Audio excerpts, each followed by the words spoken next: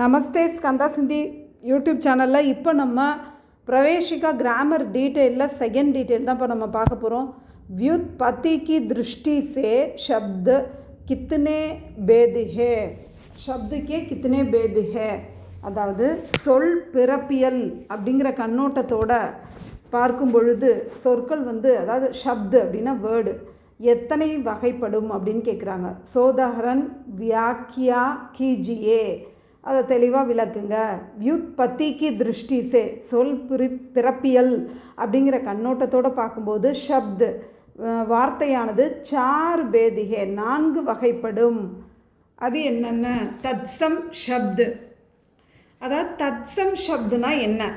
சன்ஸ்கிருத்திக்கே ஷப்து பினா Kizie Parivartan K, சான்ஸ்கிரிட்லேருந்து ஒரு வார்த்தை எடுத்து அதை பினா கிசி எந்தவித பரிவர்த்தன், அதாவது எந்தவித மாற்றமும் இல்லாமல் ஹிந்திமே பிரயுக்த ஹோத்தே ஹேன், ஹிந்தியில் நம்ம பயன்படுத்தினோம்னா அதை தத்சம் ஷப்துன்னு சொல்கிறாங்க. எக்ஸாம்பிள் அக்னி, கிரஹ், ராத்திரி, இந்த வார்த்தைகள்லாம் சான்ஸ்கிரிட்லேருந்து எடுத்து எந்த மாற்றமும் செய்யாமல் ஹிந்தியில் பயன்படுத்தியிருக்காங்க.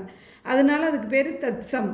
நெக்ஸ்ட்டு தத்பவ் ஷப்து சன்ஸ்கிருத்திக்கே ஷப்து, இதுவும் சான்ஸ்கிரிட்லேருந்து எடுக்கப்பட்ட வார்த்தை தான். தோடேசே பரிவர்த்தன் கே சாத், சின்ன மாற்றத்தோட பிரயுக்த ஹோத்தே ஹேன் பயன்படுத்தப்படுது.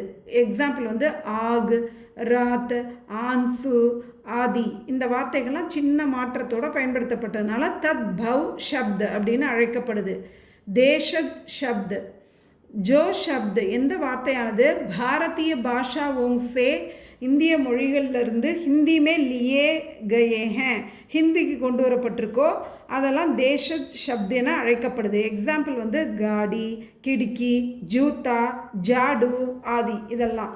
விதேஷி ஷப்து வெளிநாட்டு மொழிகளிலிருந்து ஹிந்திக்கு கொண்டு வந்தது. விதேஷி பாஷா ஓங்ஸே வெளிநாட்டு மொழியிலிருந்து ஹிந்திக்கு லாயே கயே ஹேன், இது கொண்டு வரப்பட்டிருக்கு. எக்ஸாம்பிள் பென்சில், சாபி, பட்டன், தோப், பேகம் ஆதி, இந்த வார்த்தைகள்லாம் வெளிநாட்டு மொழியிலேருந்து ஹிந்திக்கு கொண்டு வரப்பட்டதுனால விதேஷி ஷப்துன்னு அழைக்கப்படுது.